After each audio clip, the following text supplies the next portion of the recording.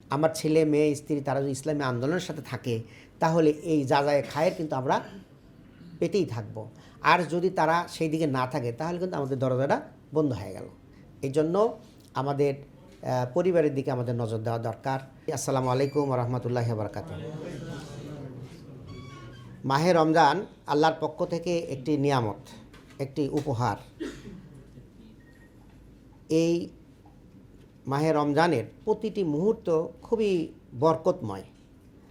আমাদের সমাজে একটা ভুল ধারণা আছে যে প্রথম 10 দিন রহমত, পরের 10 দিন মাগফিরাত, তারপরের 10 দিন নাজাত।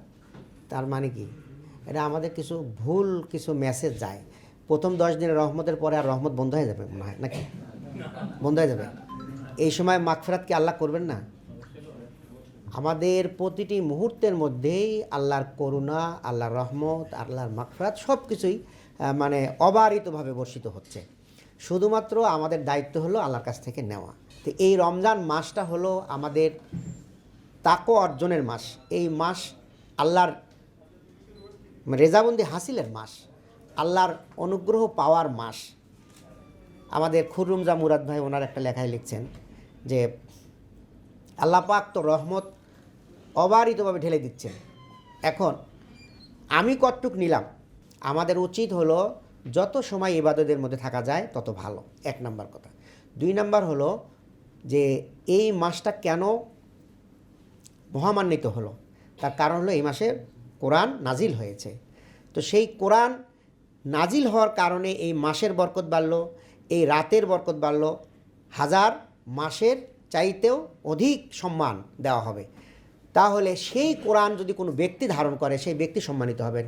সেই কোরআন যদি কোনো সমাজে দেওয়া হয় সেই সমাজ সম্মানিত হবে। সেই কোরআন যদি রাষ্ট্রে কায়েম করা যায় সেই রাষ্ট্র সম্মানিত হবে। অন্ততপক্ষে আমি ব্যক্তি আমার পরিবারে কোরআনটাকে এস্টাবলিশড করি, অর্থাৎ কোরআন অধ্যয়ন এই সময় বেশি করতে হবে। আমি মনে করি এই সময়ে যদি আমাদের পরিশ্রম বেড়ে যায় তাহলে আমাদের শরীরের মধ্যে কী আসবে? চেহারা ছাপ পড়বে। কিন্তু আমি সহ সবার কি চেহারা ছাপ পড়ছে? মনে হচ্ছে না। 7 দিন তো হয়ে গেল, কিন্তু যেভাবে পরিশ্রম করার কথা ছিল সেইভাবে কিন্তু আমরা করছি না। সম্মানিত ভাই এবং বোনেরা, আমাদের উচিত হবে আল্লাহর যে কাছাকাছি যাওয়া, আল্লাহর নাজাত, আল্লাহর যে তাকওয়া অর্জনের যে কথাগুলো বলছেন সেগুলো আমরা যেন করতে পারি। প্রিয় ভাই এবং বোনেরা, এবং এই কাজটা যেন আমি ব্যক্তি, আমার পরিবার, কু আনফুসিকুম ওয়া আহলিকুম নার। এই দুনিয়া খুবই ক্ষণস্থায়ী, যে কোনো সময় ডাক চলে আসতে পারে। তাহলে আমি চলে যাব, আমার যে আহালবর্গ থাকবে তারা কি করবে? আমার ছেলে মেয়ে স্ত্রী তারা যদি ইসলামী আন্দোলনের সাথে থাকে তাহলে এই যা যায় খায়ের কিন্তু আমরা পেতেই থাকব। আর যদি তারা সেই দিকে না থাকে তাহলে কিন্তু আমাদের দরজাটা বন্ধ হয়ে গেল।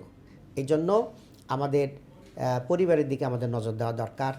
এবং আমি ব্যক্তি হিসাবে ছাত্র জীবনে যেভাবে অ্যাক্টিভ ছিলাম, এখন আমরা কতটুকু অ্যাক্টিভ আছি সেটাও একটু পর্যালোচনার বিষয় আছে। কারণ ইসলামী আন্দোলন তো শুধু ছাত্র জীবনেই করার জন্য বলা হয় নাই, এটা কিন্তু আমাদের বলা হয়েছে আলা তামুতুন্না ইল্লা ওয়া আনতুম মুসলিমুন।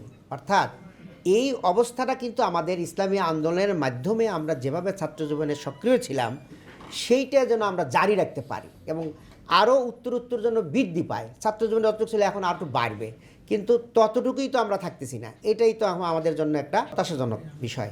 তা আমি আশা করব এখানে যারা আছেন তারা আমার চেয়ে অনেক ভালো বুঝবেন। আমরা যেন ইসলামী আন্দোলনের সাথে আরও সম্পৃক্ত হতে পারি, আরও মজবুতভাবে সম্পৃক্ত হতে পারি। আমি আজকে প্রোগ্রামে আপনাদের সবাইকে ধন্যবাদ জানাচ্ছি। সর্বশেষ পর্যন্ত থাকতে পারলে খুব ভালো হতো, কিন্তু আর একটা জায়গায় আগেই ওয়াদা করার কারণে আমি এখান থেকেই ছুটি চাচ্ছি। আমার জন্য দোয়া করবেন। সবাইকে আবারও ধন্যবাদ জানিয়ে, কৃতজ্ঞতা জানিয়ে আমি কথা শেষ করছি। আসসালামু আলাইকুম ওয়া রাহমাতুল্লাহি ওয়া বারাকাতুহু।